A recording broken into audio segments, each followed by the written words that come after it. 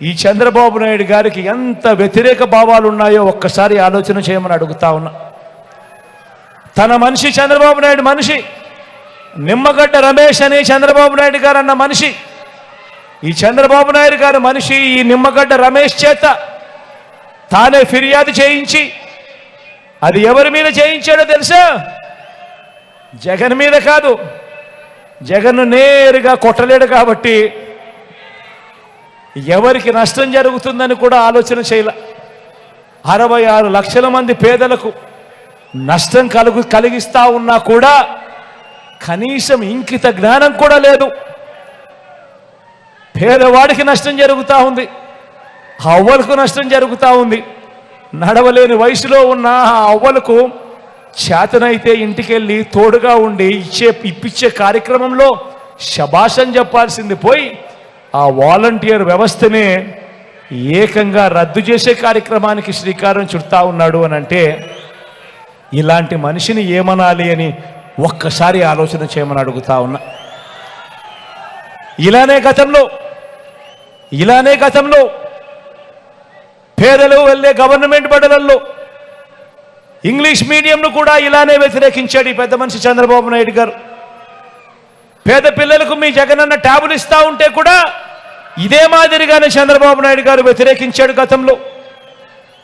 పేదలకు మీ బిడ్డ ఇళ్ల స్థలాలు ఇస్తా ఉంటే కూడా ఇదే మాదిరిగానే కోర్టుల్లో కేసు వేయించి ఇదే మాదిరిగానే వ్యతిరేకించాడు గతంలో.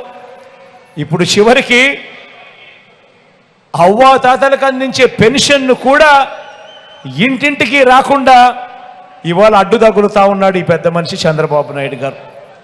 ఇదంతా కూడా పెత్తందారి భావజాలం కాదా అని నేను ఒక్కసారి అడుగుతా ఉన్నాను మీ అందరితో కూడా.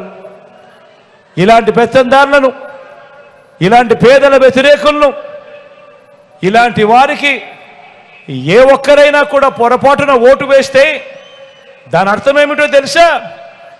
తమ పెన్షన్లు, తమకు అందే స్కీములు ఇంటింటికి వచ్చి ఇచ్చిపోయే వాలంటీర్ వ్యవస్థను సైతం, స్కీములను సైతం, ఇంటింటికి వచ్చి ఇచ్చే స్కీములను సైతం, పెన్షన్లు సైతం, వాలంటీర్లు సైతం అన్నింటినీ కూడా రద్దు చేసేందుకు మనమే చంద్రబాబు నాయుడు గారికి గ్రీన్ సిగ్నల్ ఇస్తూ చంద్రబాబు నాయుడు గారికి ఓటు వేసినట్టే అన్నది ప్రతి ఒక్కరూ కూడా ఆలోచన చేయమని చెప్పి మీలో ఉన్న ప్రతి ఒక్కరూ ప్రతి ఇంటికి వెళ్ళి కూడా చెప్పండి అని చెప్పి కూడా ఈ సందర్భంగా తెలియజేస్తా ఉన్నా.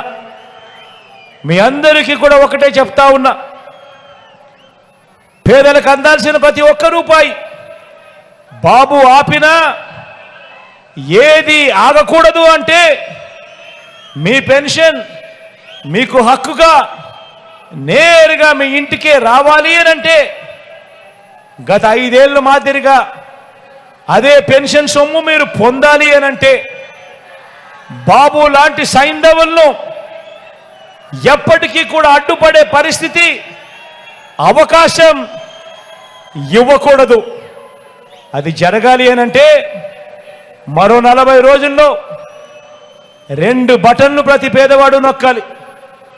2 బటన్లు ప్రతి పేదవాడు నొక్కాలి. ఆ పేదవాళ్ళ కోసం, నా అక్క చెల్లెమ్మల కుటుంబాల కోసం మీ బిడ్డ 130 సార్లు బటన్లు నొక్కాడు. ఆ పేదవాళ్ళందరూ ఏకమై, ఆ అక్క చెల్లెమ్మలందరూ ఏకమై వాళ్ళు కేవలం 2 బటన్లు నొక్కాలి. ఫ్యాన్ మీద నొక్కాలి. ఫ్యాన్ మీద నొక్కితేనే ఈ వదల బొమ్మాలి ఇక మన రక్తం పీల్చడానికి ముందుకు రాని పరిస్థితి ఉంటుంది.